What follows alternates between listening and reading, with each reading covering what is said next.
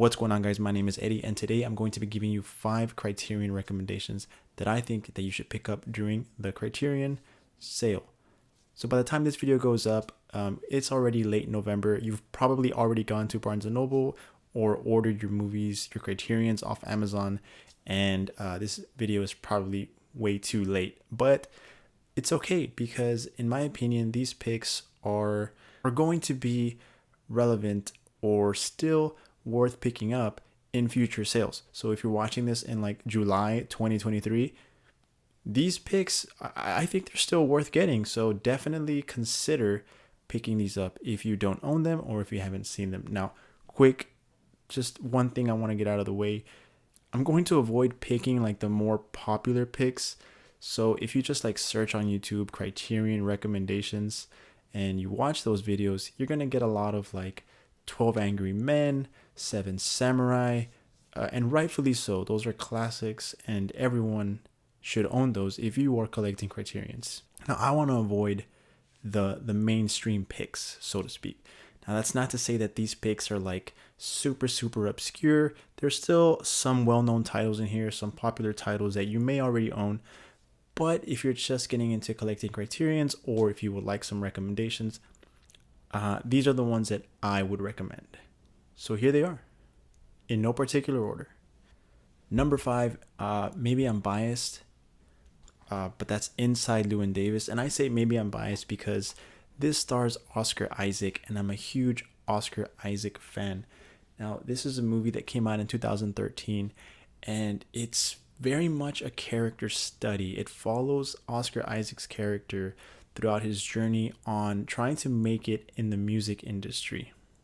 If I can compare this to another movie, it would be A Star is Born, because they both follow these characters throughout their journey, through their ups, through their downs. And even though they're not musicals, music is heavily involved throughout the film. And by the way, the soundtrack or the songs that are featured in this movie, performed by Oscar Isaac, are just chef's kiss, fantastic. This is a great movie. It can be a bit of a slow burn, but I think that by the end of the movie, you really connect with Oscar Isaac's character and you really feel for him and you want him to succeed. And I think that this is a movie that a lot of people can relate to, with its themes of, trying to succeed, trying to be the best version of yourself. Maybe not so much morally, but as far as like reaching your potential. So yeah, Inside Llewyn Davis, this is spine number 794, and I think you should check it out if you haven't already. Did I mention it's a Coen Brothers movie? So not one that you hear a lot about when you think about the Coen Brothers. So yeah, worth checking that one out for sure. Okay, next up, this is spine number 551, and this is Kronos, directed by one of my favorite filmmakers. So I might be biased once again, but Guillermo del Toro, not one of his best movies. As you can see back there, I got Pan's Labyrinth, one of my all-time favorite movies. Kronos is not at that level for me, but it's still a very enjoyable movie. And, with characters that you can just really enjoy watching. And it's more of like of a vampire type film, if you're into that vampire subgenre, but with a fresh twist. So it has to do with this like ancient device that the main character finds, and I don't want to get into spoilers, but Ron Perlman is in this, and he's like the only character in the movie that speaks English. Everyone else is Spanish, so it's a subtitled film. But if you like Ron Perlman, if you like Guillermo del Toro, and you haven't seen this yet, I would recommend it. Now, my next recommendation is a film that was made in 1956. This is by number 575, and that's Stanley Kubrick's The Killing. Now, Stanley Kubrick has directed a bunch of well-known movies. You talk about The Shining, 2001, A Clockwork Orange. I mean, the list goes on and on. But when you talk about Stanley Kubrick, The Killing doesn't really get brought up. and I don't think it was his first film, but it was like his second, maybe one of his first films, and it's a heist movie, and there is some like voiceover narration type storytelling, so which I'm not usually a big fan of. Like when they did it in the Batman, I was like, okay, why are they doing this? But with this movie, for the time it was shot, it just works. There are some parts where it's like, okay, we don't need all this information being spoon fed to us, but I could get past that. I was enjoyable. I was on the edge of my seat. I was engaged, and that's what you want out of a movie. I don't normally give movies 5 stars on my first viewing. It usually takes me multiple watches to do so. But with this movie, I was just left in awe by the end, and I was like, yeah, this is a damn good movie, and I gave it 5 stars. This is starring Sterling Hayden, who also appears in Doctor Strangelove, and this, like I said, directed by Stanley Kubrick, and this is a great Criterion because it also features Stanley Kubrick's 1955 noir feature Killer's Kiss. So, if I'm not mistaken, correct me if I'm wrong, I believe that was his first film, Killer's Kiss. But yeah, just The Killing, great heist, kind of like thriller, black and white, of course, and I would definitely recommend you checking out The Killing. My next recommendation is another noir film. Many people would say this is the quintessential film noir, and you probably already know what I'm talking about. This is a popular title, but I couldn't leave this off the list. Double Indemnity, written by, or a screenplay by Billy Wilder and Raymond Chandler.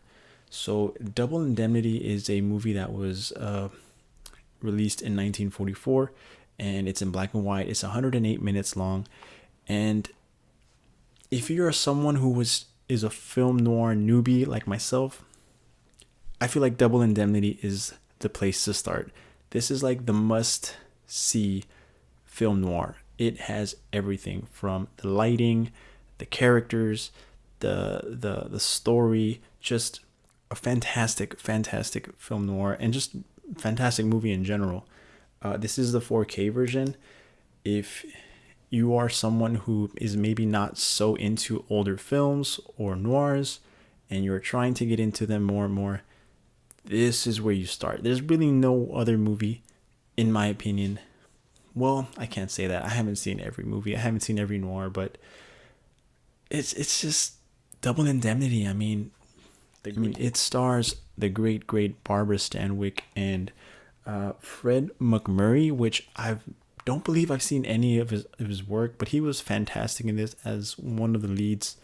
And this has some pretty good special features. It has some interviews.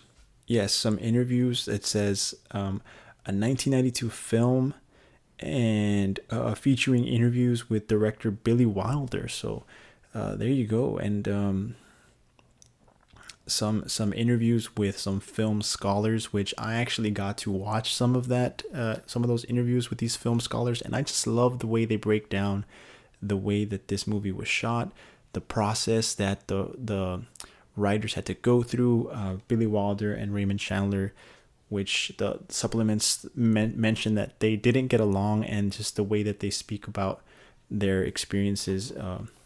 Great movie, and fantastic 4K. My final recommendation is Paris, Texas, Spy Number 501. This is a movie directed by, and I hope I'm pronouncing this correctly, Wim Wenders. This is a movie from 1984, and beautiful cinematography, just the locations, the way that the filmmakers were able to capture like the feel of Texas, and of course the performance by Harry Dean Stanton and I can't pronounce her name. I'm gonna try my best. Looks like Natasha Kinski. She's also fantastic in this. So this is gonna also be a bit of a slow burn, but by the ending, it's just, man, it hits you with an emotional gut punch. And no spoilers, but definitely worth it. 145 minutes long, so a bit lengthy, but definitely worth the runtime in my opinion. There are some slow moments that I guess could have been cut out, but in reality, just watch it. Just watch it. I don't want to say anymore, but this also includes some interviews with Wenders himself and cinematographer Robbie Mueller. So yeah, I mean, Paris, Texas.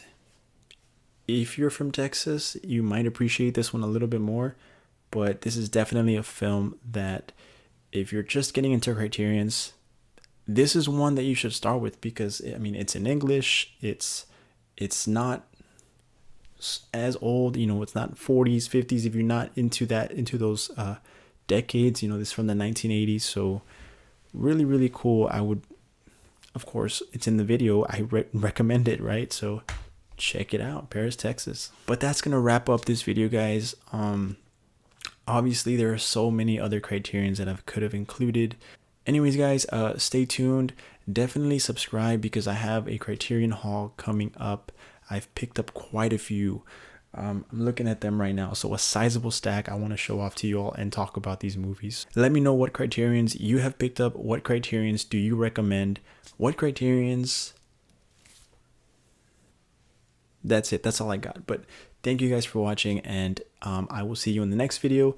Please like, subscribe, comment, and see you next time.